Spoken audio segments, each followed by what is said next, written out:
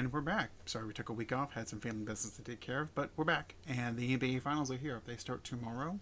We preview them between the Dallas Mavericks and the Boston Celtics. Who we think is going to win, why, how many games, all the fun stuff that you expect, all the stupidity that you'd expect from us. We also talk about the NFL contracts, Justin Jefferson getting paid, Christian McCaffrey getting paid, what it means for some other players. We talk about the WNBA, what's going on with Caitlin Clark and others, and what it means for the league going forward. I also talk about sports betting. And if you like what we do, don't forget to like and subscribe to us. We are up on Apple Podcasts, Google Podcasts, iHeartRadio, YouTube. Drop us a comment, drop us a like. Don't forget we have our Patreon page. It's what allows us to do this for free. Sandlot Sports FL on patreon.com.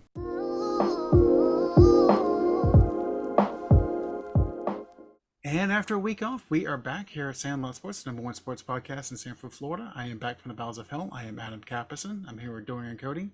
What up, Darren Waller? What's good with you, brother? He's gonna retire. That's what's up. I mean, goes to the Giants. It's like fuck this. No, I'm pretty sure Dorian's talking about that music video. Yeah. So that other voice you hear is BJ Thomas. That music video. If you get a chance to look at that, I thought auto-tune fixed everything. I was wrong. You know how bad your voice has to be for auto-tune to go, yeah, this is not working. It just makes me think like he should voice dinosaurs in the children's movies. Agreed. Stunned. Absolutely. You know what? Look, I'm a music snob. If it's not good, I won't listen to it. If it doesn't sound good, I won't listen to it. I heard about 10 seconds of that, and I had to change the chant. I had to change it. There was no control over it. Like it was like vomiting. My hand just twitched, and I had to change it. I couldn't. That was so. I hate bad music. I hate out of tune, and it was all of that. It was all of that. And I understand why Kelsey Plum left, or was cool with the divorce. I get it. I absolutely get it. That was disgusting. Because could you imagine being married to somebody like that and having to convince it, like, you don't want to shoot down your significant other's dreams. Sometimes you need to. Yeah. So imagine the situation. Oh, baby, that sounds great. No, you did a world of disservice. I hope you don't hit a free throw the rest of the season. Yeah. What's crazy is that people are comparing him to AB, man, Antonio Brown. They're like, he got some symptoms, some Antonio Brown symptoms. Okay, so here's the thing. Again, Antonio Brown was always a knucklehead. Darren Waller was always a knucklehead. The problem was Vontaze Burfict just completely broke Antonio Brown. It made him worse. Right. Like, ain't no one on that level. That's like GOAT tier level knuckleheadness. Yeah, you're right. True. Damn. So, well, you boys ready to talk about some NBA first? Yeah. Let's go. All 20 minutes of it. Yep. So the finals start tomorrow. Oh, yeah. Dallas and Boston. So I've been on the road. I watched the end of the series. It seems like forever since I've been hearing about the series. Mm-hmm. So Dorian, I'll let you go first. What are your thoughts? First, I want to say that I'm glad to see Luka and Kyrie figure it out as far as playing together, which is why they are dangerous, right? Also too, I want to give shouts out to Jason Kidd and to Joe Mazzulla, because to be able to coach a team and have, like, especially on Jason Kidd's side, you have two like alpha guys who's used to having the ball all the time. Him being able to figure out ways for that to work, that is impressive. Because again, both guys are used to having the ball. I do believe that Luka was more. I think for what I believe, I think that Luka was the one, and his mentality would say, you know what? For the sake of the team, I don't mind Kyrie having the ball, right? Yeah. I'm going to challenge you on that real quick. So I think Luka was ball dominant. I don't think that was his choice. I think the reason why this has worked so well is because he's finally able to do what he wants to do. I don't think he wanted to be as ball dominant as he was in years past, Okay. but there was no one Fair else enough. on the team to do anything. Yeah. Yeah, I can see that. I can see that. So what you're saying is that when Kyrie came to the team, Luca was more amped. Like, hey, you know what? Here, bring the ball up the court. Yeah, Okay. take some of the load off of me. Yeah. You know, Yeah. I'll still get mine. I'm not Right. worried. But you can take the load off me. You can take the gnats that Yeah. annoy you when you bring the ball up. You go do Right. that. Yeah. Yeah. And they've been able to make it BJ, work. And you also, want to jump in? Yeah, no, he's too young to be thinking like that. I just think he's decided that um, this is their load management without actually managing the load. Like, I don't think okay. he's worried about not handling the ball. But at the same time, he just doesn't have to attack every play. I don't Gotcha. think him handling the ball is the problem. I don't think him bringing the ball up the court is the problem. I think the fact that he had to attack every play until Kyrie showed up was a problem. Yeah. And now he doesn't have to attack every play. Yeah. Because the attack, bringing the ball up the court for a point guard or somebody that's deft at handling the ball is not a challenge, even against the best defenders. They put their body between them and the ball, they move, they cut. That's not a problem. But having to consistently drive to the basket or attack or create a shot on every play, I think that's where the benefit of having Kyrie is. Because now he can take 5 plays off in a row and still get Mm-hmm. points. Whereas they did Exactly. not have that ability the past few years before Kyrie showed up. That's true. That's true. And it's funny you brought up load management. Yeah, it's still a thing. But if you remember last year, they basically punted on the LeBron James playing tournament. They had a chance and said, "Eff it, we're not. Even if we make it, we're not doing anything. So screw it. We're not going to risk the injury." So they sat Luca, they sat Kyrie, they sat everyone. Well, the league Good. fined them like $750,000. But because they did that, they got the Knicks top 10 pick, I also think that which that was was, lively. I think that was a Mm. team meeting. I don't think that was just somebody up top saying we're going to sit. I think they looked at the players like, do you really want to take this shot this year? Mm. Do you, I mean, do you think we got the team? Yeah, Because I don't know. I just don't see the front office just calling that without talking to people.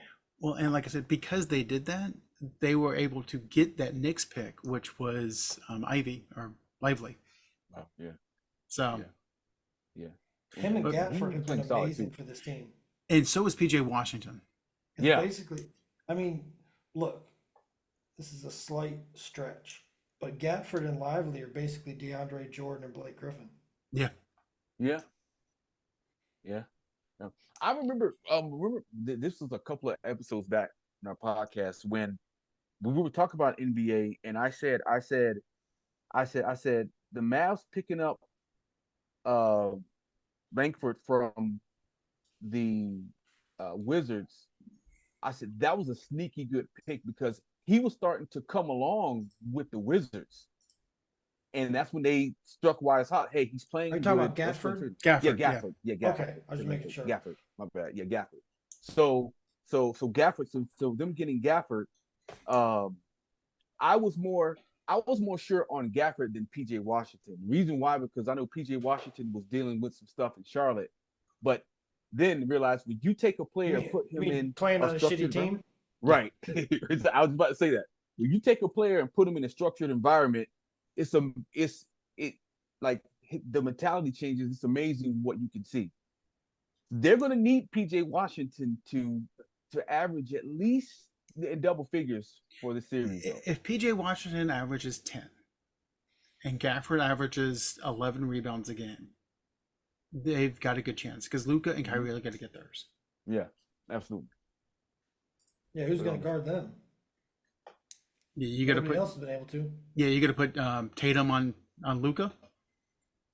You got to put Brown on Kyrie. No, Brown can't stay with Kyrie.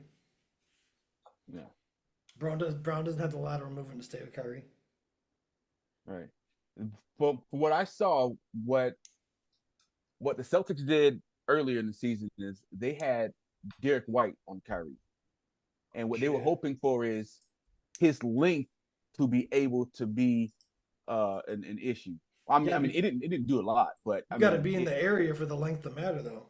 yeah, But from what I saw on the what they showed, like the last game that they played, I believe the Celtics won, and Derek White during that game they played in Dallas.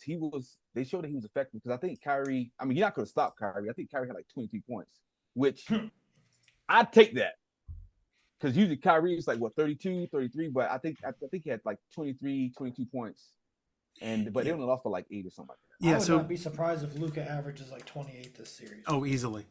Yeah, So Boston swept the series. Won the yeah, first game by 20 something. Won the second game by 9. Wouldn't you agree this is a different Dallas team than they saw though? Absolutely. mhm, Because I'm looking at the game that was, when was this game? January, I think. They didn't have Gafford. They didn't have Washington. Lively was still coming to his own. So to BJ's yeah, point, completely different Dallas team. yeah, absolutely, yeah, absolutely. Not to mention, you're talking about individuals, coming to their own and such and such. You have to learn how to play with each other in basketball. That's where Mhm. basketball and soccer are a lot alike. You can put Right, a bunch of great players on the field in soccer, and if they can't play with each other, you're screwed. And like football is not necessarily like that. If an offensive line, if you have a good offensive line, that's all you really need. I mean, in a decent quarterback, you can put skilled people out there and be successful. yeah, I've seen plenty of skilled basketball teams be unsuccessful. Yep. mhm, Like it happens. I mean, there's like 6 of them every year that they're probably in the top 10 in talent, but just can't put it together.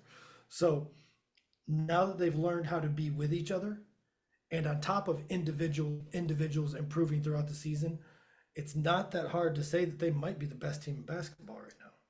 Well, I do know that since last time we spoke, they beat the crap out of the team that we thought was going to win the finals. Yeah, that was great prediction.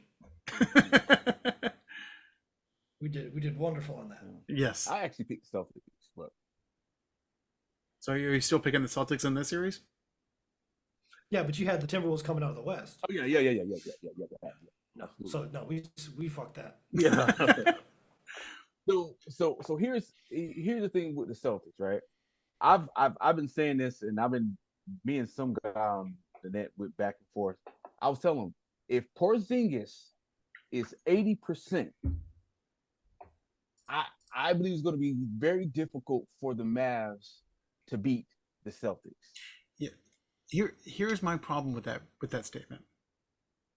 Yes, if Porzingis is where he was before injury, yes. The problem is that Boston swept their last series when Porzingis could have gotten some playing time in. Oh wow. And I think I'm gonna make the call here. I think Dallas wins game 1 because they're gonna try to force things through Porzingis, and he's not gonna be quite ready yet. And they're gonna go back to Dallas tied at 1-1, and then from there we'll see what happens. Um. Yeah. I mean, it can go either way. So this is what I think about. So when you compare the bigs of the Mavs and the bigs of the Celtics, right?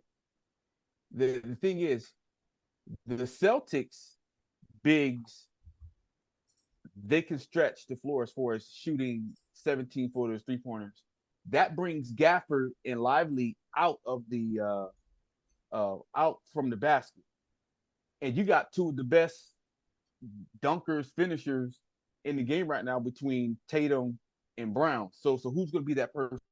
Now on the flip side, on defense, if they have Porzingis playing center, Porzingis can help when Luka and when Kyrie is driving through the lane can be disruptive because I if I'm the Celtics, I want Derek Lively to shoot a jumper. I want a Gafford to shoot a jumper or be away from the basket. So I'll take my chances with that. If you're Dallas, you can't take the chance to cheat when Jaylen Brown drops to the lane and you have Horford or you have Porzingis out to shoot a three. 9 times out of 10, they're going to hit it. So, in my opinion, I just think that's going to be the factor too. Mr. Thomas over there made a good point. Okay, if you're tall, like Porzingis is 7'4", and you're going against someone like Gafford, who is muscular. What's the one thing you don't want to do? Take body blows to your chest. Mhm. So I completely agree with you. If I'm Dallas, I don't want Gafford out on the perimeter shooting threes. I want him down low, banging the crap out of Porzingis, annoying him, Yeah. wearing him out. Because again, he hasn't played in few weeks. Yeah. Yeah. You beat I the think it's a month. shit out of him. A Yeah, month and a half. Yeah. just I saw a month on ESPN earlier. yeah. That's what they said. It's been a while. Yeah. And so yeah, if your thing with Boston is let Al Horford shoot threes because he'll make them, are we so sure about that? Because that's kind of been proven that he will make them. he will make them. If Boston's hitting the threes, yes, they're tough to beat. If they're not, look at the last 4 games, the 2 games against Cleveland and the 2 games against and the last against Indiana. They took the foot off the gas. Indiana should actually have been up in that series 3-1 and yet got swept. Yeah. Yeah. And also too, for what I noticed too, is in recent years, Boston was good in the pick and roll. But when the last series, Halliburton and Turner exposed Boston, could it be because they didn't have the length of Porzingis? Could have been, but Boston struggled with that tandem when it came to the pick and roll, because what was happening was when Tyrese Halliburton was coming off the pick, instead of Miles Turner rolling to the basket, he was rolling out to 3-point line. And he'll kick it out to Miles Turner. He'll hit it. They're like, oh, shit. Okay. So what happens, Al Horford, like, okay, I need to play more like okay, so you got 3-point line. So what he was doing was, okay, as he roll out, I'm going to roll with him. So let me roll out to Miles Turner. When he did that, Tyrese Halliburton could get to the lane like anybody's business. So his first step, he was beating Derek White. He was getting there, and as he has his first step going to the basket, he has a choice to either kicking it out to number 12. I can't think of his name. The backup point guard with the braids. I can't think of his name. Light skinned guy. He was kicking out to him. What is his name? Dante Exum? No. Nimbrand or something like that. On the Pacers, number 20. Oh, yeah. 12. He was kicking out to him, and he was hitting those threes. And usually Boston is really good at playing the passing lane, and they've been really good at the pick and roll. But then I thought about it, I said they were where I seen Boston at their best in the pick and rolls when they had Robert Williams. Because Robert Williams can move. They don't have him anymore. So I'm like, ugh. So I'm thinking, okay, so if I saw a play that the Mavs did against the Thunder, it's when they did a pick and roll with Kyrie and with Luka. If they expose that, dude, good luck. I don't know what they're gonna do. But that's how they were able to, because what happens is when they were doing a pick and roll with Luka and Kyrie, that allowed Gildas Alexander, he was confused. It was him and Jalen Williams. They were like, hey, like, how are we gonna do this? Kyrie, you can't think like you have to be quick on your toes when you're playing on defense. Because as soon as he gets the ball, he'll get right around that pick. But then again, you have to be able to meet him at the point where he's coming around, because if you don't, he'll get to the basket. And let's say, for instance, if you do meet him, you got to make sure that the person that's in the passing lane with Luka, that they're actually there to be able to keep Luka at bay.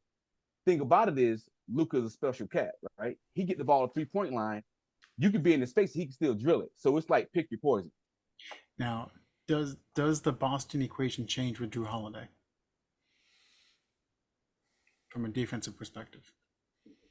We're talking about the 2 best backcourt players in the NBA at this point. I'm not sure. I'm not sure whoever they put on them matters, to be honest with you. Yeah. Either one of them can get their shot at any given moment. Yeah. The way they're going to beat the Mavericks is by shutting the rest of the team down.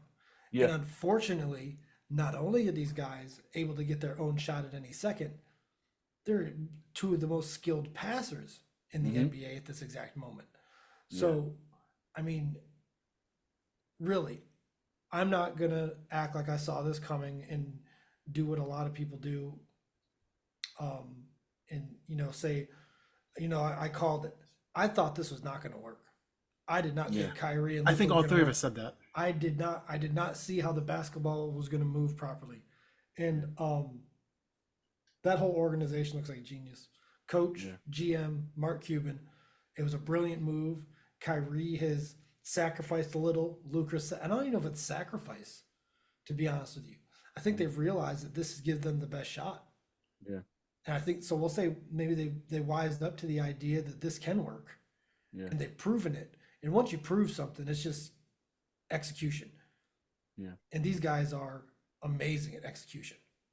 Right. And not to mention, they're both killers. We, Mm-hmm. we Yeah. always we're always whining about there's no more Kobe's, there's no more Michaels. There's two of them right there. Right. Both of them are killers. They will rip your heart out and eat it in front of you.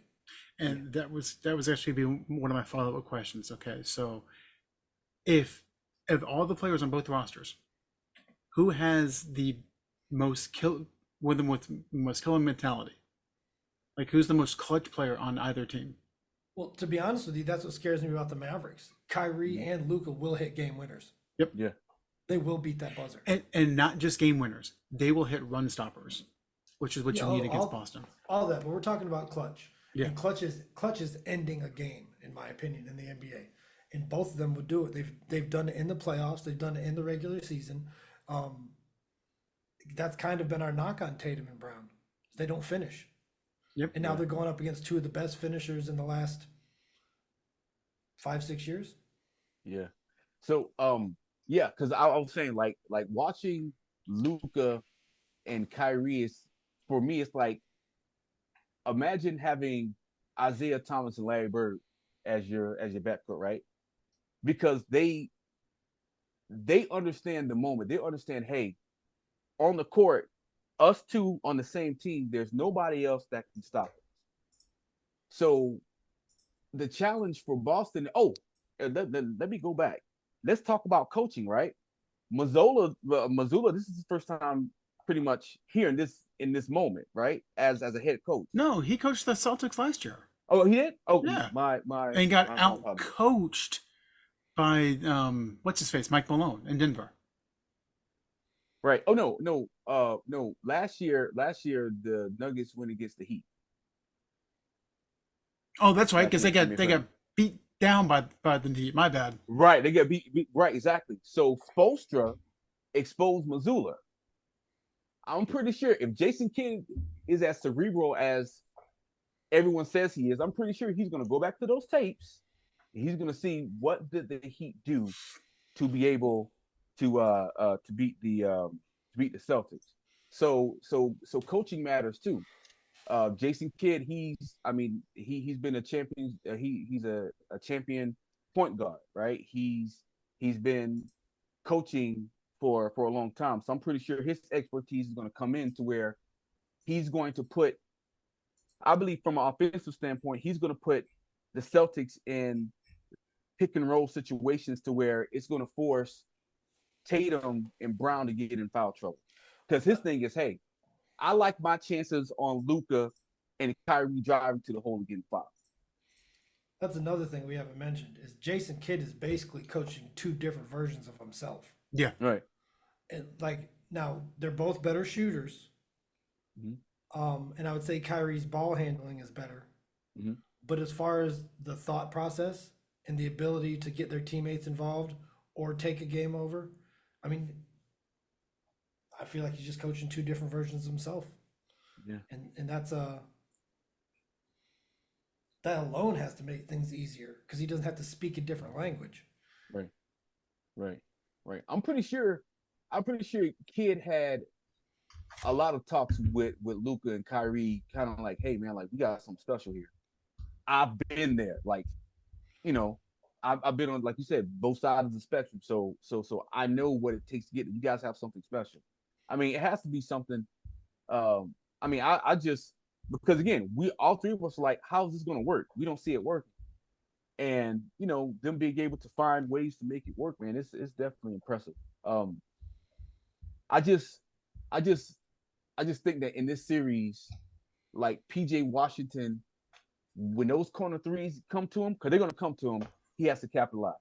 He has to be, just in my opinion, I think he has to be as efficient as Danny Green was when the Spurs beat the Heat. When those open three-pointers come, hit them. Make Boston make you a priority. Once they make you a priority, all that's going to do is that's going to open up the floodgates, and that's going to have more penetration lanes for Luka and Kyrie. Because they say, hey, you know what? We're going to have to go out and guard PJ Washington so we can stop those threes. So here, when they come on. Here's my concern. I think all three of us are saying the same thing. Okay, that Luka and Kyrie are just pretty much unstoppable with the Celtics. Mm-hmm. The betting app that we use, Hard Rock Bet, the three most likely scenarios that they have: Boston 4-1, Boston 4-3, Boston 4-2. Those are the top three betting options. Mm. What the hell are we missing? Well, I'll start off. So from what I've seen, I'm pretty sure they're thinking of like overall team, right? They're thinking also too. I know people downplay it, but Porzingis coming back. Remember before he got hurt, Porzingis was like top 4 in block shots in the league, top 4 in block shots, and he's that X factor to where he's a 7-3 shooting guard, basically, right? He could take Derek Lively and Gafford off the dribble. It depends on his health. If he's 80%, he's going to pose a problem to the Mavs. And plus, Lively and Gafford have some good feet, man. No, like they're not traffic cones. You know what I mean? Like, I'm not saying they can shut him down, but I feel like they can make him change direction. And once you get a big man changing direction, you cause him some problems. Right. So in the post, so let's say you have Porzingis in the post. Do you double him, or do you make him beat you? I think he's got to show me something. Yeah. Okay. We're starting out 1-on-1. You make him show you that he can do it. A, that he's come back from his injury, but B, that he can actually do it. Because the last thing you want to do is double and have that ball swing around the court. Because that's where Boston gets you. What's Luka, like 240 pounds? I think so, something like that.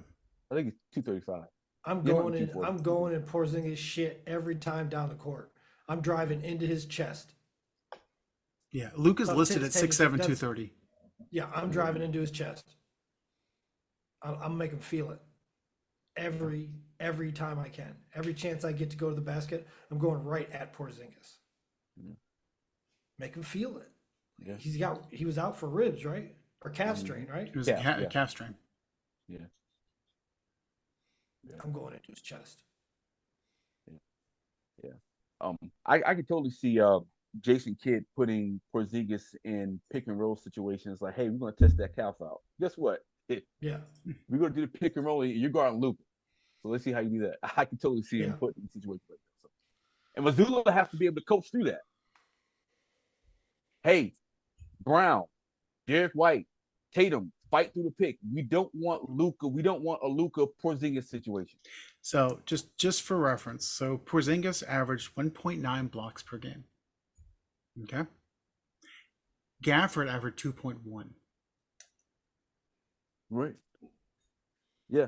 Which is my point when I was like, what Boston's going to do is they're going to try to force Gafford out.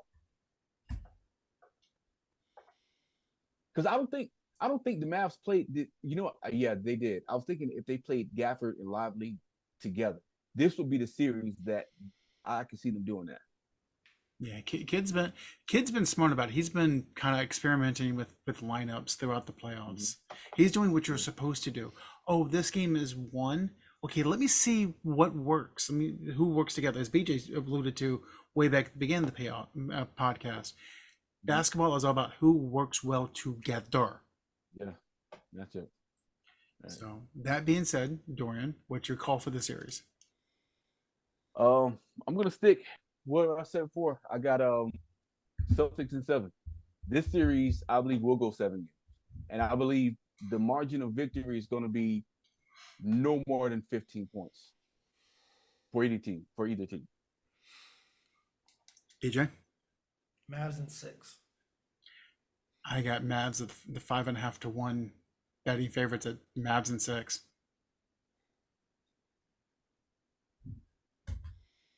So It's gonna be a good game. hopefully, I hope it's a good Yeah, series. hopefully, yeah. So, also over the past couple of days, Justin Jefferson signed his contract extension. Massive extension. It was like 4 years.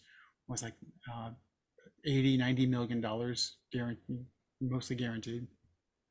I guess my question is, BJ, this is for you. Where does that leave Dallas and CD Lamb? I think it makes it easier because there's parameters now. You know what I mean? With Justin Jefferson out there unsigned, it leaves a lot of questions, and there was more pressure to have CD set the market if he signed first. But now there's like the market's been set because their numbers are. You sent me a graphic that showed how similar their numbers were, but Justin Jefferson missed 8 games this year. Yeah, 8 or 9 games this year. So CD is a top 5, 6, 7 receiver, but I'm not sure he's right up there with Justin Jefferson. So he should be slotted right under Justin on that contract. and Dorian, what are your thoughts? Same. Well, there's a guy that I know. He's also a Cowboys fan, and he was saying that he said, well, this guy, he has an issue with Dak. For some reason, he hates Dak. So he was saying if you put CeeDee Lamb with a different quarterback, he believes that CeeDee Lamb will be the top paid wide receiver in his opinion. Me personally, I think that yeah. So Justin Jefferson, he does set the market. I think that it's based on need. The Cowboys need CeeDee Lamb. I think that he can write his own ticket as far as, hey, I'm not saying I'm Justin Jefferson, but who else do you have? I will say this about CD. How many receivers last year were catching 10, 11 balls a game? Not I many. think only one. Like, one of them. I think Puka, right? His second half of the season, I mean, he was bringing in like AJ Green level number of catches. He was just, I mean, he's getting double-digit catches. Yeah. Okay, just for reference, so CD had 16 more receptions than anyone else in the league. 16 receptions. If you had 16 receptions in a game, that's a Hall of Fame game. Yeah, that's like 2 games. Yes. So he's 2 games ahead of everybody else. And that's 2, in the way they spread the ball around these days, that's 2 solid games. Right. It's not, it wouldn't be, if I told you somebody had 8 catches for 110 yards and a touchdown, you'd be like, that sounds about right. So that's 2 games of receptions. And you have to remember, they didn't use him properly up until the bye week. If you can look at his stats, Adam, week by week, most of his work came after the week before the bye week and after. Because he went in there and said, when you feed me the ball, we go. Yeah. And he was right. It made a huge difference. Yeah, because up until, was it week 8, he really only had 1 game of double-digit catches, and that was against the Jets because, well, it's the Jets. The Jets, right. And then he started just racking them off, 12, 11, 11, 6, 4, 12. And then the final 2 weeks, 13 and 13. Yeah. Ask me how I know, because he was on both of my fantasy teams. Second in champion this year. So, but yeah, it was he played out of his mind the back half of the season. So had they used him properly, the first few games, which I'll never understand why they didn't. I'm not gonna lie. Part of me believes that Jerry Jones controls people's stats from the box to monitor to uh, To control the contracts. to control the contracts. Yeah, that's where I was going with that. Thank you. I swear he does. It would not surprise me one bit. Mm. But when they realized that their only shot was CD, that's when you saw the numbers go crazy. Right. So that's what I'm saying. CD could write his own ticket. He's like, you know, I don't know. Jerry's still got the, you're not quite Jamar Chase. You're not quite Justin Jefferson. You're up there, but you're not quite there. Because Justin Jefferson, like we said, has similar numbers over the course of their careers. But Justin also missed 7 or 8 games last year. I'm not sure what it was. It was a significant amount of games. right. So, but does Jerry want to play the game for CD Lamb to potentially hold out?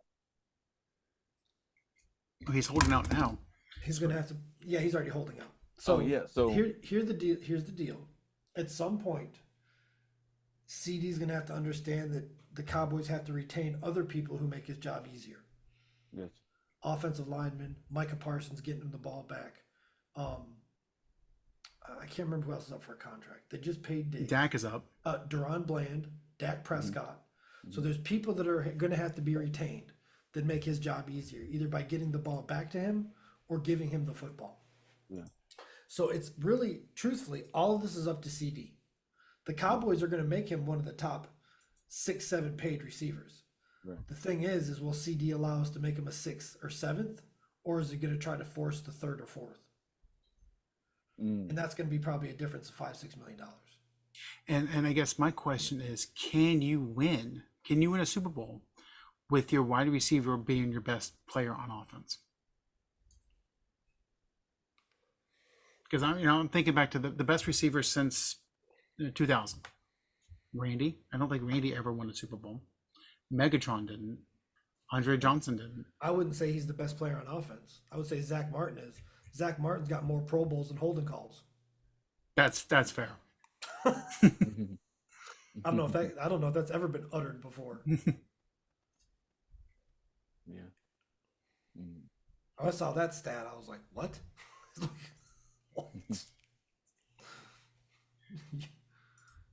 I couldn't believe that. The Jefferson contract is interesting, not just because it sets the market for CD Lamb, and I agree with you. Probably take that contract, kind of slice a little bit off, and then that's CD's contract. But everyone's making a big deal about the money for the Jefferson contract and not the years. It's a 4-year contract. Do you know who else is on the roster just signed a 4+1 year contract on offense? On the Vikings? Yeah, No. their rookie quarterback, Oh, JJ McCarthy? JJ McCarthy. So this basically says, hey, JJ, you've got 4 years to prove it to us. If we're not going to be handcuffed to you, so in 4 years, if Justin Jefferson's going off and you're not doing anything, we'll get someone else. The reports out of Vikings camp has not been flattering. The reports of all the rookie camps have been flattering, but yes, also yeah. Yeah, we're going to be doing the Dennis Green slapping the podium. They are who we thought they were. Yeah. So for what you're hearing out of all the camps, right? Like, is there one quarterback who sounds like the worst? Because I'll tell you why. Because when I hear about Drake May and the Patriots, they make him seem as if like they have Tim Tebow playing quarterback. Is that how they make it seem? It's like still Daniel Jones. It's still Daniel Jones. It doesn't matter how many rookies you bring in on a yearly basis. It's going to be Daniel Jones until he's the backup. But so yeah, out of the rookie quarterbacks, and there's 5 in the first round. So I'm sorry, 6 in the first round. Who's going to have the worst season? Ooh, and then who's going to have the best? We'll do both. Yeah, the worst of the first round quarterbacks. yes. I don't like any North Carolina quarterbacks. I hate all North Carolina quarterbacks throughout history. I can't even think of a good North Carolina quarterback. I think the one decent one, he went to the NFL and flipped to wide receiver, Ronald Curry, which he was a good point guard for UNC, by the way. you guys want to check out You his still haven't highlights. said he was a good quarterback. I say he was. I say he was. Remember, he was decent. Wide receiver and point guard made it above quarterback. True. So we're gonna act like you didn't say anything about Ronald Curran. Hey, I tried Tar Heel Fever. I tried. So yeah, no, there is no good North Carolina quarterback, and if somebody goes back to the '60s, they can kiss my whole asshole. So, I want to say Drake May, but here's the thing: expectations has to be tied to this somewhat. The expectations on Drake May are not the same as some of these other guys. So I really want to say Caleb Williams. Yeah. Just because #1 overall, going to a shitty team with some weapons, like, and they didn't change coaches, did they? No, they kept Eberflus. I don't know. I don't know, folks. Statistically, though, I feel like it's going to be Drake May. Expectation-wise, I feel like it's going to be Caleb Williams. So there's a double answer there. That's my worst. That's fair. Dorian? I want to say, well, I won't use Michael Penix because he probably won't play this year. So I'd probably say Drake May probably have the worst. Believe it or not, I'm gonna stare. I think I won't be surprised if Bo Nix have the better season of all the quarterbacks. Well, okay, again, we're talking about low expectations. Oh, okay, right, okay, all right. Because if Bo Nix just starts and is functional, right, they'll need to win 5 games. Yeah, okay. So expectation wise, okay. So who's tied to the expectations? Well, no, you can do it however you want. If you want to say Bo Nix is going to have the best season, go for it. That's on you. Because I'm looking. He's well seasoned. Yeah, so that's what I'm saying. So because I'm not hearing reports of him not being able to play in the pro style offense. I'm not hearing issues with him in practice. The ball is leveling over the wide receivers' heads, like Drake May. Pro style issues where they talk about Caleb Williams.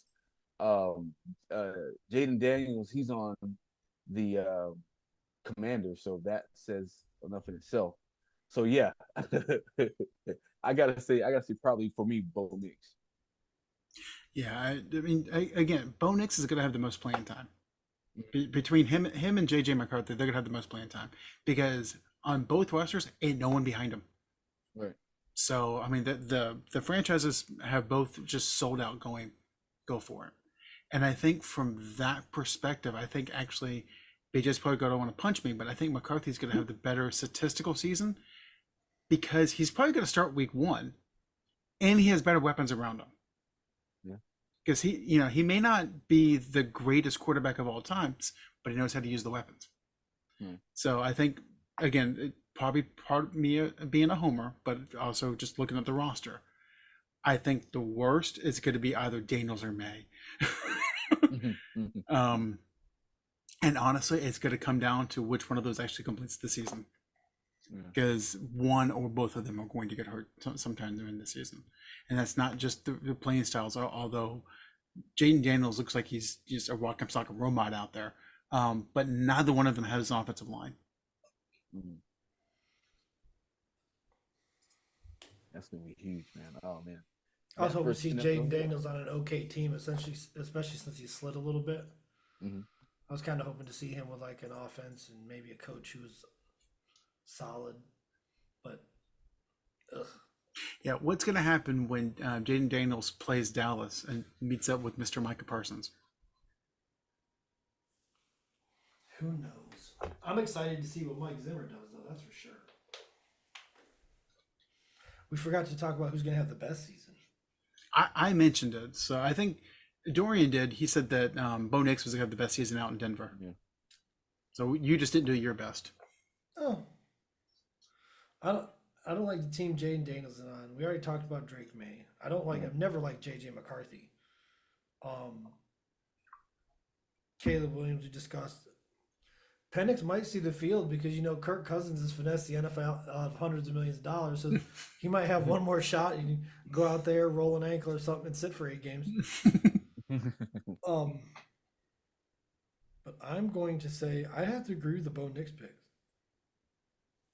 I like it.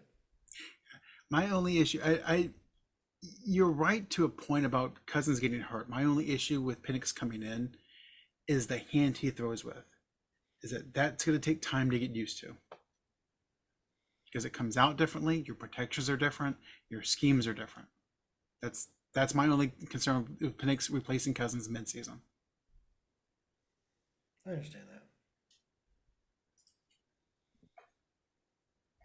So the other thing that I saw while I was eating breakfast at the hotel today was people are shocked and aghast that people bet on sports. They're You mean legally? Yes. Because I've been betting on football since I got out of high school.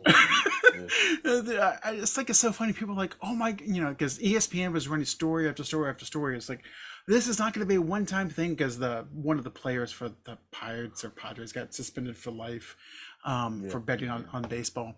Like, oh, this is going to be a one-time thing. This is going to be the end of baseball. Like, no. No, They're finally getting caught. Too much money involved. There's going to be 2 or 3 of these a year. Yeah. Yeah. And people get banned for life. And here's the thing: BJ's 100% right. This has been going on for 100 years. Yeah. Here's the difference, okay? It's a digital footprint now. There's a digital footprint. If you were in the clubhouse, calling your bookie, say, "Hey, I won $100 on the Reds," it was him and you, and that was the only people that knew about it. Now it's on your phone. You have logins. They can trace your ass. They know who you're doing it. They know where you're doing it. Yep. Bank account it goes to, all this fun stuff. Yep. Mm-hmm. So if you get caught gambling on things you're not supposed to, you're a fucking dumbass. Yeah. Yeah. Because realistically, most leagues are okay with you betting in their clubhouse. Like if you're using your app to bet on a sport that's not yours, most leagues won't care. Right. So do that. Common sense. Hey, I play in the NBA. I will not bet on NBA games. It's not that hard. Not that hard. Yeah, hey, I love my life. I love NFL my $1 million contract. Yeah. Yeah, bet on the NFL all you want. Bet on baseball, Western European table tennis. Nobody cares. Do whatever you want. Bet on the WNBA. I don't care. Just not your own sport. Now, realistically, the guy that got banned for life, I think he has a case to come back. Because in the collective bargaining agreement, it says that if you bet on the sport of baseball while you're a Major League Baseball player, there's two different punishments. One, if you have an active duty to report and you're betting on the games, you're banned for life. Absolutely 100% okay with that. If you do not have a duty to actively report, you're banned for 1 year. This dude was on the injured list. So he's got a case. Now, whether he'll appeal it or not, it's a whole different story. But I think he's got a case. Hell yeah. I'd appeal. If I'm sitting at the house, not actively participating. Yep. Yeah. Well, he was in the clubhouse. He was in the training room, but he couldn't play. Yeah, he's still stupid, though. I mean, you can just stick to basketball. There's this thing on the internet where people are betting on the WNBA when girls are listed as taking days off for soreness because they figure that's the day they're having their period and the other team will win. It's a thing. I didn't think it. I just read it. Don't be mad at me. Don't get on your feminist high horse with me. Of course, if I get lucky, it'll be the 1 week that feminist high horse is upset and doesn't want to participate anyway. I just keep it going. I can keep it going. We can get us all in trouble. So, speaking of the WNBA, did you guys see what happened over the weekend when Caitlin Clark was steamrolled on the court? Yeah, I got something to say about that also. Go for it.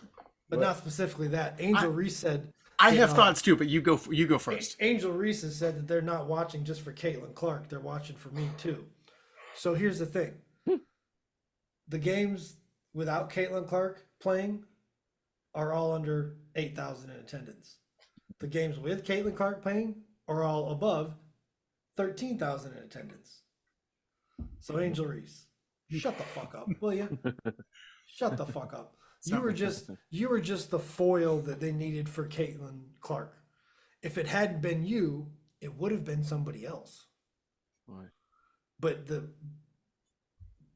there is no other Caitlin Clark. Right. There are several other Angel Reeses. I don't know if that's so nice. I'm not too worried about that. So I'm going to say this. So to BJ's point, so Caitlin Clark plays for the Indiana Fever, for those who don't pay attention, just like me, I had to look it up, have played 11 games already this season. Okay. The Las Vegas Aces, I believe, are actually the defending champions, have played 6. The Indiana Fever are 2-9. 6 of their games have been on national television. Yeah. The defending champs have played 6. So fuck off. The only reason why people give a crap about this league right now is because of Clark. Yeah. And if y'all are jealous because she's getting the attention, suck it up and use the money she's giving you. Yeah. Now, one thing I do agree with, and two things can be right at the same time. Like I do agree with, like, they should continue to play as physical as they can against her. They shouldn't try to hurt her, but because Jordan went through it. That foul was unnecessary, but yes, I agree with you. Right. It was, but I'm talking about because there was a play where she was coming off of a pick, and they kind of like bumped her and stuff like that. That's part of the game. Now, with that being said, I agree with Matt Barnes when he said, if I was the coach of the Indiana Fever, I'm challenging my team. You don't let Kobe Bryant, you don't let Jordan get hurt. I will pay for your fine. We'll figure out a way. If somebody put hands on her, you put hands on them. That's the problem. Not one of them's making enough money to cover those fines. Right. Now to think about it, you're right. I'm thinking like the NBA. It's like the WNBA. I saw a meme that said somebody fined them $50 so this stuff can stop. But it's just like, man, like it has to be someone on the team. Like for example, when the Houston Comets had their team to make the championship run, their enforcer was Tina Thompson, right? Like Cynthia Cooper dropped in lane, and Witherspoon would push her down, and she went to the stands. You got Tina Thompson, pretty much shaking. What the hell are you doing? Like, somebody on the team has to be able to take up for her. Because if I was Katie, like, come on, I'm not playing with y'all motherfuckers. Like, y'all don't even have my back. Well, see, like, push somebody. Like, she knows they won't be there next year. They're gonna flip that roster. Oh well, yeah. So she's probably already been told, like, just get through this year. Damn. Just get through this year, and we'll and bounce that out of there. Somebody had a point about it because I mentioned the number of games that she's played early on to generate interest in the league. Somebody made a point about that is they all play the same amount of games. So because they front loaded her schedule, they're now giving her breaks, longer breaks in between games at the back end of the schedule. So look for her to have a scoring spree. And if that happens, look for the ratings to go up even further. Yeah. She's the LeBron James of WNBA right now. So again, if you're jealous of her, that's a bit if it was exposure when he first came in, the hype, he lived up to his hype. She lived up to hers. Is she? Yeah, I think they just won their last game, and she had 20-something points. Oh, you can. I know she's had one 30-point game. She had one 30-point game? Yeah, that I know of. Yeah. The last game she played was on June 2nd. It's against the New York Liberty. They lost 104-68. She had 2 points. Oh, wow.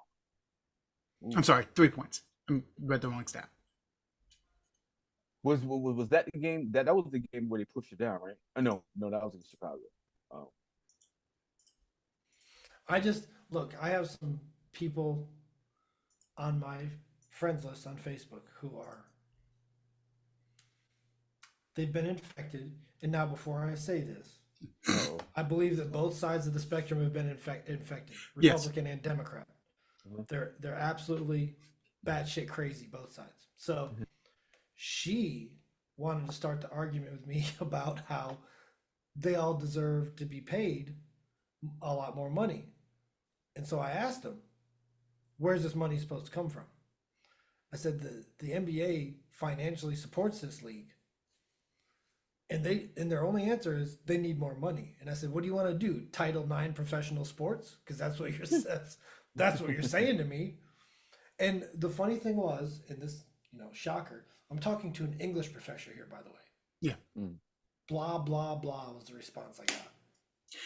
And you guys have all heard me say this, and I've been consistent in my message all the time, is that I have no issue with women getting paid the same percentage as men. I think they should. Based on your revenue, same percentage. No, I get it. Yeah. But their league can't even produce enough money to fund itself. Yeah, and that's it's been on life support for 20 years. Now, this might help. What's going on now might help that. But the concept that Caitlin Clark or Angel Reese or anyone else, I'm blanking on the names because I've been driving all freaking week, that they should make as much money as at a minimum level NBA player is ludicrous. That league will fold next week. Yes. They won't even make payroll the first week. So here's the deal. When you go to Five Guys and you spend $10 for a hamburger, why is that? Because Five Guys is better. So if I go to McDonald's and they give me a double cheeseburger and tell me I'm supposed to pay $10 for it, what are you going to say? I'm going next door to Five Guys. Okay. If your product sucks, you can't just make an economy around it. And that's what I mean. Like what's going on now will help that, because as you mentioned, the attendance numbers in the stands are going up 50%, if not more, when Clark is playing. And what these chicks don't understand is we don't want to watch you shove and push each other all over the ground. No. That's one of the reasons the NBA was dying in the late 70s, is because it turned into fucking basketball. Nobody wanted to watch that shit. When Magic and Bird came in and brought basketball back, that's when the NBA flourished. The problem is these bitches are so fucking sensitive, and it's such a cat house in there right now that they're fighting and being so physical with each other over somebody who is bringing attention to the league that you desperately need, and I mean desperately need, so that one day your league might stand on its own feet. That you're losing the game of basketball, and your games, hold your horses here, folks, are less interesting than they were in the fucking first place. Like, women's basketball barely grabs my attention enough to make it to halftime. And that's on a good game if I have nothing else to do. And it's not because I'm anti-woman. That is not the case at all. It's not a good product. No. If I want to watch a fucking layup line, I'll go watch middle school basketball. And if Caitlin Clark and Angel Reese and all of them allow more girls to go through women's basketball in college, get better and come into the league and improve the league, it's a different conversation in 5 years. But if you're Kennedy Carter or whoever it was that pile drived her, get over yourself. You mean Jaws? Yes. But get the fuck over yourself. The only reason why you have a job and the reason why you might get a raise next year is because of this girl. So get over it. Get over whatever is in your head that you need to be jealous, and fucking deal with it, and just use the money she's getting you. See, Charles Barkley said something about that, but he saved himself. He said, "Why are you being so petty like guys?" And I'm like, Charles, you lying motherfucker. They're being petty like the women they are. This is the most female thing that's happened in this league in quite some time. Yeah. Like, guys support each other for the most part. For the most part. Now, if you're friendly with a guy, most of them don't want to drag you down. There is some rookie hazing as well. There should be. That's different. I'm talking about in general in most professions. If you're friendly with a guy, if you're friend, not even necessarily friends, but you have a positive relationship with another male, for the most part, they don't care if you succeed. And not that they don't want you to, but it doesn't affect most. I don't care if you guys make a lot of money. Like, it doesn't make me feel bad. It doesn't make me feel differently towards you. You know what I mean? Mm-hmm. But these motherfuckers, for some reason or another, are getting really butthurt. Really butthurt. And the funny thing is that women don't support women. If women supported women, the NBA wouldn't have to pump millions of dollars a year into the WNBA. But what women want to do is get on the internet and fucking cry about it instead of going and buying season tickets or the WNBA pass or buying jerseys. So instead of doing that, they're just going to cry about it and wait for men to fix it. And that's what tends to happen with this feminist movement is they whine about shit until men fix it. And ironically, so yeah, the WNBA pass has actually gone up in sales. I think it's like 40%, if not more, That's of the league awesome. pass. Yeah. And again, what we're seeing could be the beginnings of improvement of the league to have it stand on its own. But if people are going to be paying between 50 and $100 for this league pass, and all you bitches are going to do is shove each other on the ground for an hour, No one's going to watch it. nobody's going to watch it, and nobody's going to buy it next year. So you better tighten up and play basketball. I'm not saying you can't be physical, and I'm not saying you can't play a tough brand of basketball. But for fuck's sakes, try playing basketball instead of rustling. It's getting old. All the highlights are people shoving people all over the place. I don't want to see that in any sport, Yeah. except football and wrestling and MMA. That's it. Cool. And Shove each other all over the place. and that's the thing. Like, you shove each other in football, but what do you watch? The highlights of the ball going down the field and great catch. Yep. Exactly. And, basketball is about ball movement, spacing, working to get people free, playing good defense. Like, you guys shoving people on the ground. I'm telling you, that's what killed the NBA in the 70s. Nobody wants to watch that shit. It's almost killed it in the 90s. Yeah. And the thing is, you're like, well, the athleticism isn't there. Well, first of all, some of these girls are very athletic. But the Spurs, when they beat the shit out of the Heat in 2015, they're not athletic. I don't know. Ginobili and Tony Parker are pretty fucking athletic. But that ball whipped around the court. Yeah. I don't know. I just don't think they're putting out a good product, and they're fighting the things that could make it a good product over pride. And pride comes before the fall. Yep. And if you want this to be a long-term boost to this league, you better fucking tighten up. And if I was a WNBA commissioner, I'd be David Stern in this shit. See it I'd be again, you're telling- gone. I'd be telling the refs, I'd be like, foul all these bitches out. Foul them all out. If they're gonna play it like this, foul them out. Just leave Caitlin Clark out there with the backups. I don't give a shit. And teach them a lesson. And then they can whine about it in the media. Well, I'm getting fouls called at me. Well, you're grabbing and shoving and throwing. Like, what did you expect? It's basketball. But I think they're afraid of upsetting the vets for whatever reason. The only vets I'd be worried about upsetting are Breanna Stewart, And maybe Audrey Wilson. and that's it. The rest of you can go home. Does Brianna Stewart even play anymore? Or did she retire? I know Taurasi retired. I thought Breanna Stewart's still playing. She's Okay. not that old, if I'm not mistaken. Yeah. See, I mean, we try to be involved. It's very hard. And Breanna Stewart's an extremely talented basketball Yes. player. And so is Sabrina Rescue, I believe. I believe that's how you pronounce her last name. She Anescu, or I don't know how to pronounce it. It's very different. But yeah, she plays for New York also, right? Yep. Yeah, so they're very, very talented basketball players and should be recognized as such. But do you beat the shit out of them like you beat the shit out of Caitlin? Nope. There No, you you're go. butthurt. You're just butthurt. You're just butthurt. So before we end tonight, I actually have a question for Dorian. Oh boy. Oh boy. So the reason why we didn't have a show last week is I was traveling with my family. Did a road trip up to DC, went to see my family in Columbus, did a memorial for her grandmother, and did a family reunion, and drove back. Actually, came back tonight. So last night we stopped at Charlotte. Very beautiful city, very beautiful. So this morning we had breakfast. I had a breakfast buffet at the hotel, and I walk into the buffet, and the like little buffet thing has 2 biscuits left, and I love me some biscuits and gravy. Gentleman's behind me, kind of just being patient behind me. I step out and say, "Hey, would you like to go forward? There's only 2 biscuits. Would you like some?" And he is like, no, I'm good. I'm good. I'm like, okay. But I take one and leave the other, but leave the thing up. So even though he told me he didn't want it, it's like, it's biscuits and gravy. You should have some. Okay. Dorian, was I being rude or impolite or anything? No, I mean, just asking if you want to get in front of me. You want these, you know.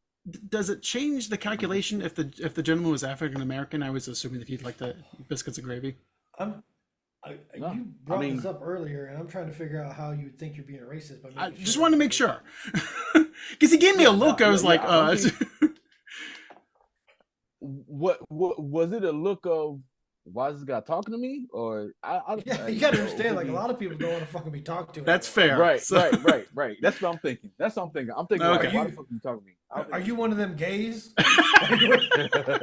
It was North Carolina, so I mean, it's just Yeah, see, yeah. Yeah. Um, See, yeah, I think, yeah, he thought you I think loved more him. so- yeah. I don't see anything Okay. about that. Now, let's say for instance, okay, Dorian's will give a tutorial of what racist was. So you ask him, hey, you want to get in front of me? You can, there's biscuits there. That's not racist. Now, if you said, hey, you want to come in front of me? Yeah. Oh yeah. Do you see the fried chicken? It's good. Yeah. Come get some. That right there could come across as, hey, you being a Like, fucking dick. yeah. If you just turned around and be like, "There's one piece of watermelon left," I know you want that. Yeah. That. Okay. You Just don't want to see what the line was. Yeah. You can be too white. This Like is true. there's like unintentional racism because you're so white. Yeah, that is true. You know what I mean? Like it's you just don't understand it. Yeah. Like I caught my mom the other. Oh, I got it for example. You go. No. My mom goes the other day. My mom's like, "I'm not racist." And I was like, "Nobody said you were. What'd you even bring it up for?" She's like, "I got black friends," and I was like, "Whoa." I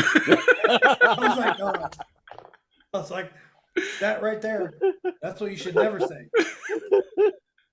And I said, she was like, "Why not?" I said, "Because I know what you're doing in your head right now." And she goes, "What?" I said, "Counting them."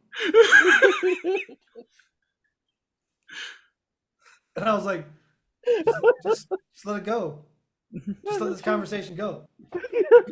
You could just say, "I'm not racist," and then move on. Yeah. There's no Or- I heard somebody say, yeah. I was talking to my black friend Ray. I'm like, Your why singular can't you one? just be your friend? Why gotta be your Be a black friend? because he's the only one I got. His name is Token.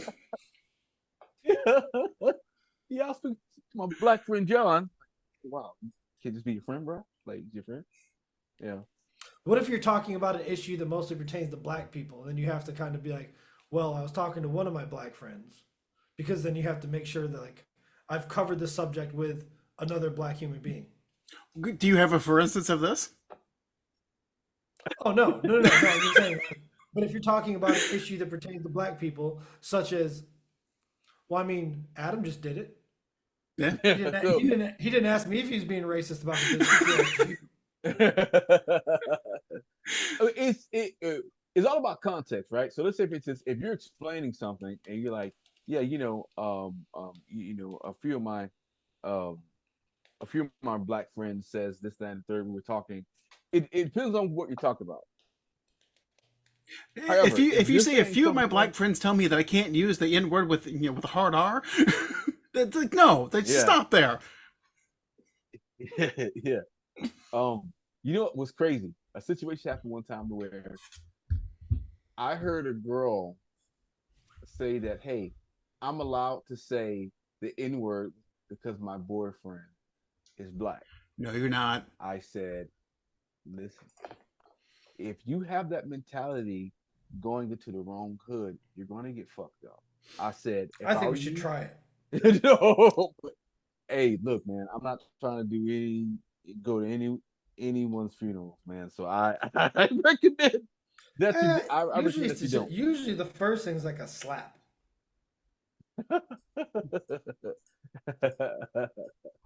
I would recommend. I've seen cases to where one time was where I was playing basketball, and there was an Asian guy. He was like, "Man, you you know, man, you just can't guard me. Whoa, time out. Whoa. Whoa, whoa, What whoa. the fuck did you say? Oh no, man, y'all can't guard me. No, I thought So you it was said like 3 dudes was about to fuck him up. And we were like, no, man, like he didn't mean it that way. We did it for that guy's sake. We didn't know the guy, but we know the guys that was getting his face. Let's just say one of the guys had 2 teardrops under his right eye. I just say that. They were ready to go in. So it's like you got to know where you go places, what to do or not to do. That is not a word. It doesn't matter how cool these rappers make it seem. There's a lot of places they don't tolerate that shit you get papped at up. all. Pat. Yeah. They were ready to go in on that guy, And man. He I'll, can jump me bad. I'll tell you what else you got to watch out with. Mm-hmm. Calling people bro. That doesn't Really? fly every. Oh yeah. Well, yeah. You're right. Because I talked to Snoop about it once. When we first started hanging out, I call everybody bro. So like, I was like, hey man, because we were talking about like race issues and things like that, and things that could be misconstrued. I said, hey, did it ever bother you that I called you bro? Realized you call everybody bro, and I was like, yeah, it's not a black thing. It's a me thing. It's like Yeah. That never bothered me. Like I'd rather be called bro than the N-word. So first off. But yeah, I but mean, if you noticed a person that you were friendly with called you bro, but nobody else bro, That'd be different. if you were on the same Yeah. social level with the other people he was talking to, yeah, I see what you're saying. like I think some people are a little more sensitive to that than others.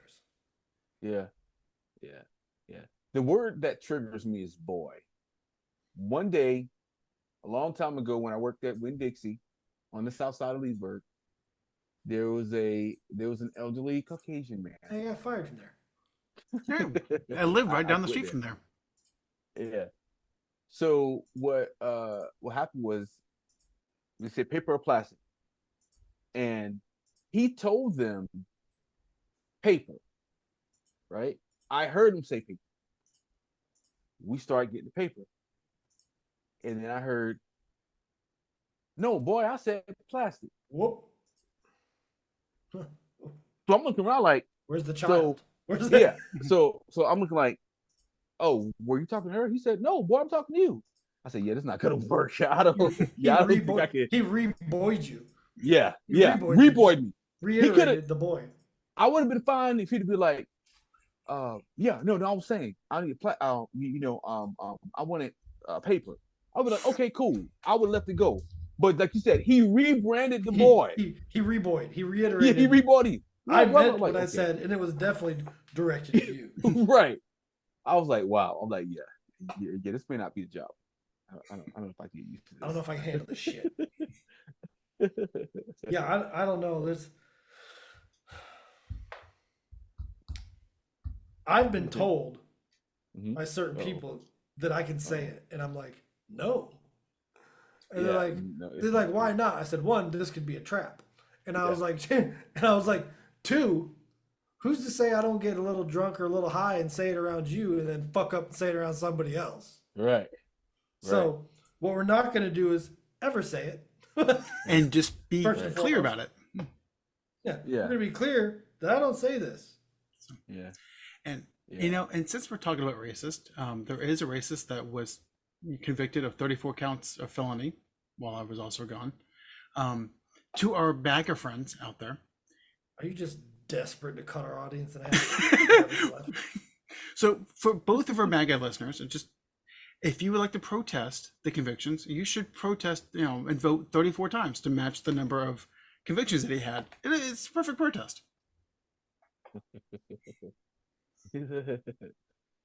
I ain't listened to them lives again ever. You too could join the 34 club. Well, it'd actually be the 33 club. Yeah. If you want to join the 34 club, you got to vote 35 times. Oh, that's math for them. They can't do that. I did it for them. I did it for them. Man, this is crazy. So really quickly, I know we talked about it. We talked about it last session. So there's some new allegations about the diddler, Um, Ain't no party like a Diddy can party. he be? I know, right? Can he be convicted Of what? of because I know right now that they're trying to get him, they're trying to get that sex trafficking. Now that's what they're trying to say. But someone was saying that there was a loophole when it comes to uh essay charges. Like let's say No, for instance, there if is no statute of limitations. Ask a Catholic priest. oh shit. Old Father Fisty McGee.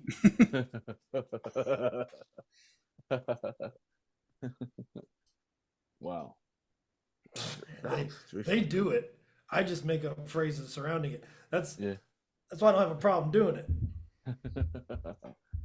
I'm just like, wow. Uh, Now, can can't he see it. be convicted and thrown in jail? Yes. Will he be? Depends on how useful he is to the right people. Yeah. So do you think he's trying to strike a deal and talking? Oh, is going to talk about other celebrities? Yeah. Because they said that he's been an informant for decades.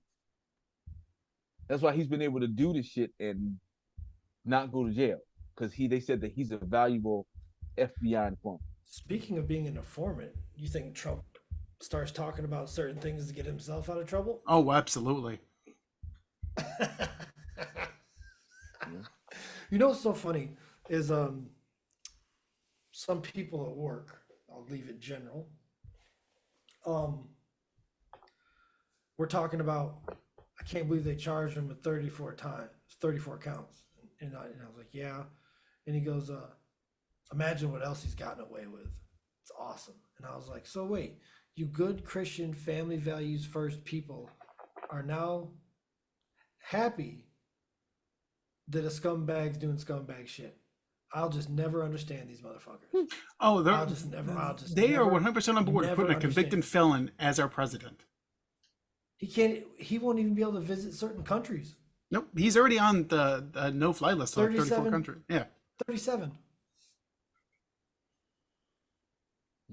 Like I'll never understand these people. I just the amount of brainwashing that has happened in the past 8 years is just amazing. It's amazing. I can't wrap my head around it. Like everybody's values are subject to change. Cafeteria Christians. So we were talking about Catholic priests earlier, and about how their reputation. So the other group that has a reputation of scumbaggy stuff, it's a group that I'm actually a part of, since they've tried to clean up their act, the Boy Scouts. Okay, we went to the Boy Scout monument. Evangelicals. No, they're beyond. So here's the Boy Scout monument in Washington D.C., right outside of the White House. Well, they got butt ass naked motherfuckers. Who's it, Adam and Eve? That is supposed to be the personification of manhood and womanhood that the Scouts instill into women. Why are her biceps like that? Why, for an organization that's been anti-trans for so many years, that woman is fucking beat. Put that picture back up there real quick. Dorian, look at them fucking shoulders. Don't you wish your shoulders were like that? Look at them. Bomb. Yeah. That's chill right there. She's about to curl on logs. Damn. Wow. Bitch is cut. And yeah, you asked the question that my 7-year-old son who's in Scouts asked. Why is that man naked? Yeah. Jeez. I'm just checking this woman out. Damn, I wish I had her arms. Yeah. She did not miss arm day, I tell you. She didn't miss leg day either. Look at them calves. Yeah, look at this. She's borderline cankles. By the way, I fucking hate cankles. I got something against cankles. I don't know what it is, but if your calf and your ankle are the same size, just cut them off. Thank you. Hey, do you remember Renee Pennypacker? I don't think I I, I've do. heard of it either. Yeah. So she was a lifeguard with us, and this is when I was like 170 pounds, and we're sitting there. We just got done swimming. Lifeguard at the front of our pool. She goes, "You got to remember, we're like 19. She's probably like 17, 18." And Jeremy Horn's standing next to me. Kaylee Horn's standing on the other side of me. And out of nowhere, this bitch goes, "You should work on your abs." I said, "I can fix my abs. What are you gonna do about those cankles?" And all the lifeguards bust out laughing. The lady that was running the lifeguards is like, "Hey," and I was like, "Hey, what, bitch?" Like she asked for this. Like I never said anything to her. I don't know why you would say something like that to me. And then like, I can do crunches. You can't fix cankles. Yeah. You're stuck with those. You're stuck with those parking posts. Oh man. Oh, So, get on mad at me because you're stupid. on that note, ladies and gentlemen, I think we'll call this a night. So this has been Sandlot Sports.